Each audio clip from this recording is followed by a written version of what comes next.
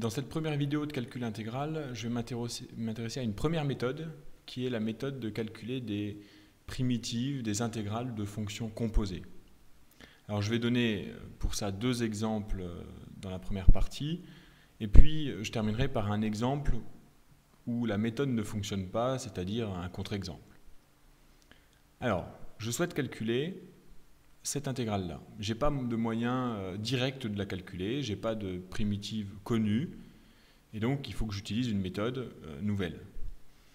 Alors, la première chose à faire, quand on a une intégrale comme ça, c'est de regarder à quel genre de primitive on pourrait s'attendre.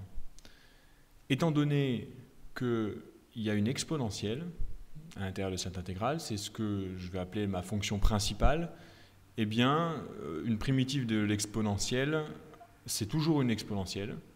Et donc, la forme à laquelle je m'attends pour ma primitive va être une exponentielle de x carré, puisque j'ai l'exponentielle de x carré ici.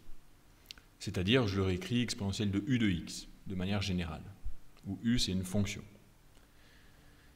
Et puis, une fois que j'ai la forme attendue, je dérive l'exponentielle de u de x, donc je dérive ma primitive, et moi ce que je veux c'est retomber sur ce qu'il y a sous mon intégrale. Alors si je dérive cette exponentielle, ça c'est une fonction composée, donc ça me donne la dérivée de exponentielle u, c'est exponentielle u, multipliée par, et c'est ça qu'il ne faut pas que j'oublie, la dérivée de u elle-même, donc u' de x. Et alors si je prends justement u de x égale x carré, ce qu'il y a dans mon exponentielle, j'obtiens que la dérivée de u de x, c'est 2x.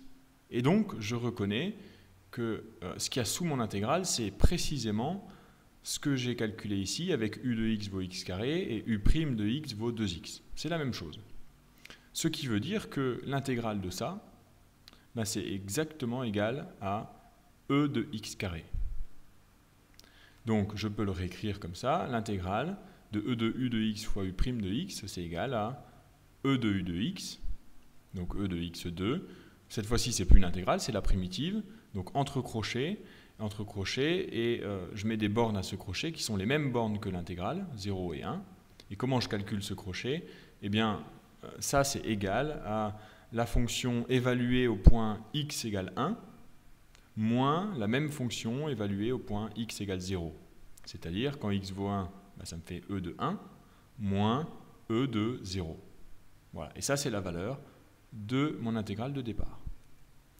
Alors, un deuxième exemple, je souhaite calculer l'intégrale de cette fraction ici, et encore une fois, je n'ai pas de forme simple de primitive, ce n'est pas une primitive calculable facilement.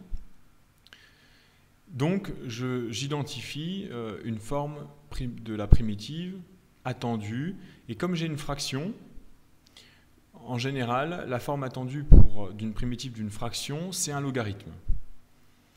Alors, le logarithme, bah, comme tout à l'heure, le logarithme d'une fonction que j'appelle u, et en fait, c'est le logarithme de la fonction qui est au dénominateur, 2 plus x3.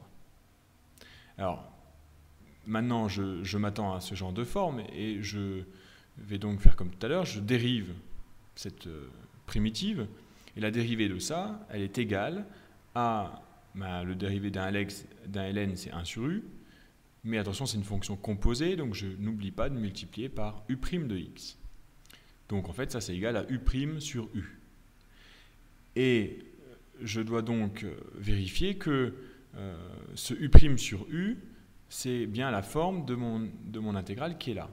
Autrement dit, est-ce que cette fraction, c'est un u' sur u, auquel cas, si oui, cette intégrale-là sera exactement égale à ln de u.